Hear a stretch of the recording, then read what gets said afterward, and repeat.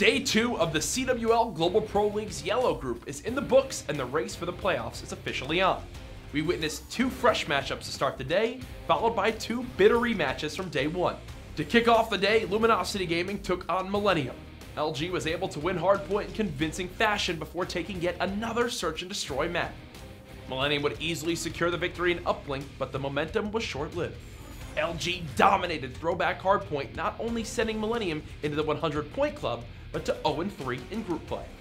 To no surprise, EUNITED picked up on Day 2 right where they left off Friday night, easily securing Map 1 on Scorch Hardpoint 250 to 205.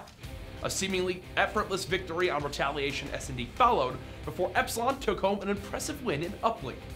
EUNITED was able to pull off a narrow victory in throwback Hardpoint though to wrap things up, giving them a win over each of their fellow group members at the halfway point of the weekend.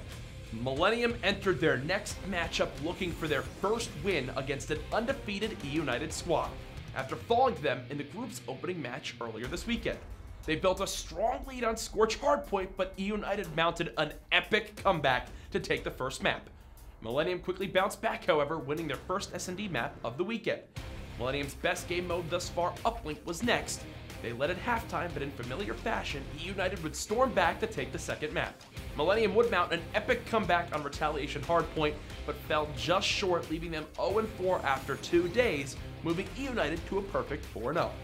LG would kick off their rematch with EPSILON by taking a 1-0 lead on Scorch Hardpoint, but EPSILON would quickly bounce back, avenging a Day 1 S&D loss to LG with a dominant 6-2 performance.